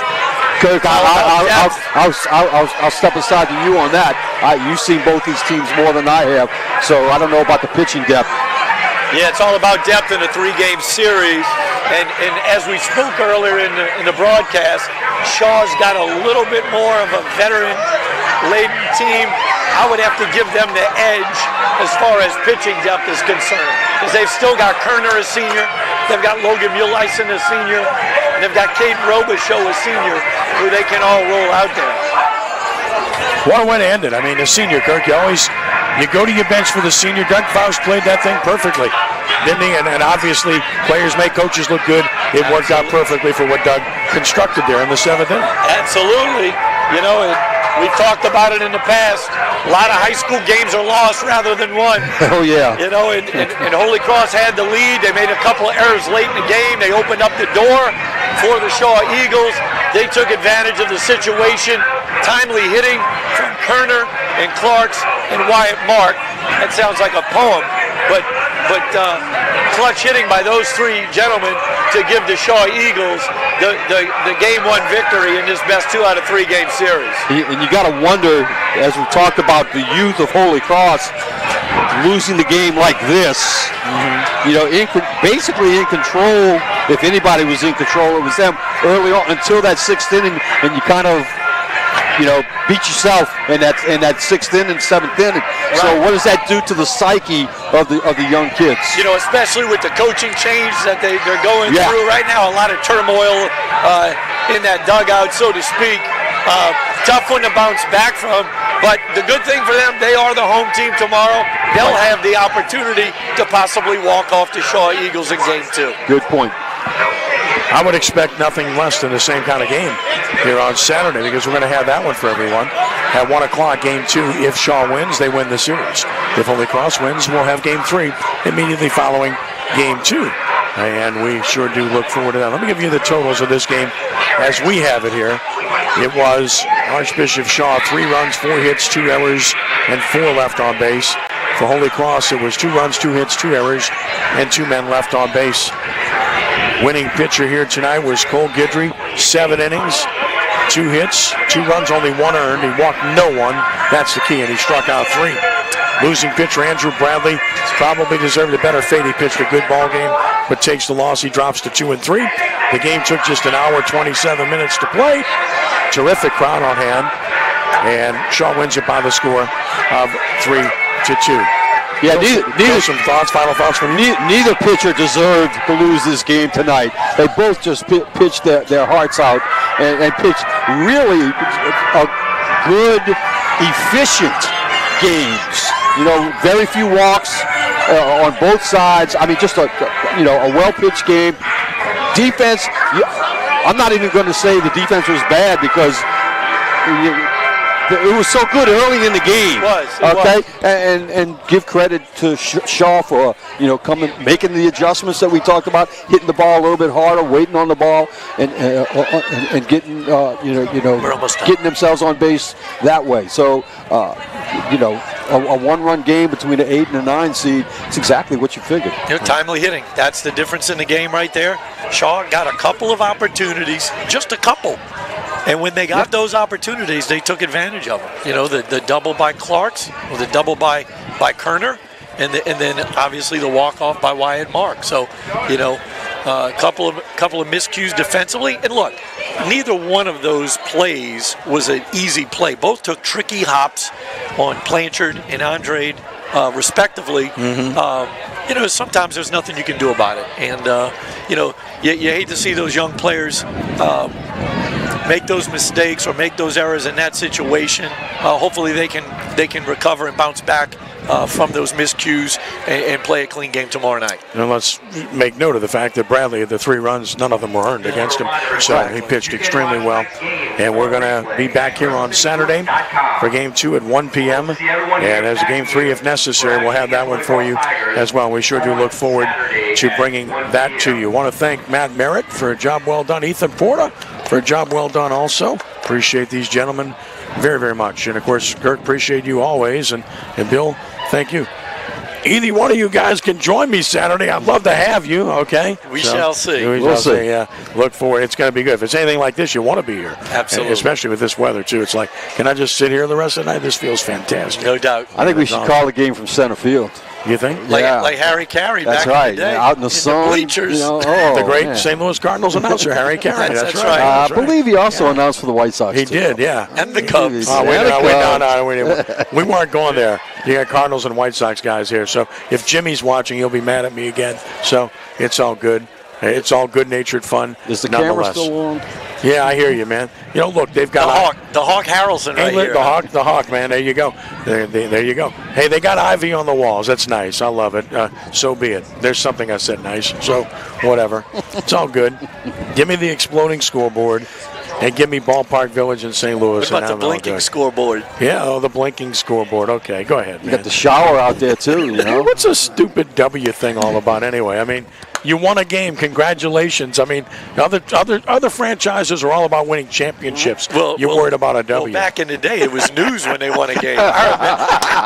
I remember as a kid, I'd be coming home from school at 3 o'clock. I'd flip on the Cubs game. They're losing again. Wow. Or they'd be winning, and they'd figure out some kind of way to lose it, They got it done. They always came through, didn't they? Lovable losers, huh? Yeah. Yep. Yeah, by the way, Trayvon Walker was the #1 pick in the NFL draft by Jacksonville. And Aiden Hutchinson went second, but guess who went third overall in the NFL draft? Pickett. Derek Stingley. Went third overall to the Houston Texans. That's why I wore the Saints hat tonight. There you go. Due to the NFL draft. Hopefully we get what we're looking for. What are you looking for, man, before we go? I need a wide receiver. You need a wide receiver? Well, we need a left tackle. I need a left tackle. Okay. Wide receiver and a left tackle. I got it. What do you got, Bill? What do you want? You want a wide receiver and a left tackle? That's what he wants. You know what? I'd like to see a quarterback. Just after 50 years, I'd like to see a quarterback. But who? Who are we going to go? You know what I want? You know what I want? I want 2 starters. That's what I want. I don't care where they play. Just give me 2 guys who are going to start and play for 10 years and be really good for you. Be productive. There you go. Don't give me Russell Erxleben or Les Kelly. Oh, I hear you, buddy. The quarterback that I like is the quarterback from Western Kentucky. We can maybe get him a little bit later. Yeah, a little bit later on. There you go. I'm all for it. We always do better with the later draft choices than we do with the first. I think that's the biggest problem with the NFL. They force these quarterbacks into being first-round picks, and they're not worthy of it. Kirk, it's been a pleasure, as always. Thank you, buddy. If you can make it Saturday, love to have you. Bill, always great to be with you, my friend. Absolutely. Thanks again. Same thing. If you want to sneak out, love to have you. It's all good. Once again, our final tonight, Archbishop Shaw 3, Holy Cross 2. For our crew here at Crescent City Sports, this is Ken Trahan saying thanks for joining us and be a good sport, and God bless you one and all. We are rounding third and heading home. So long. Miss Joy, how are you? My girl.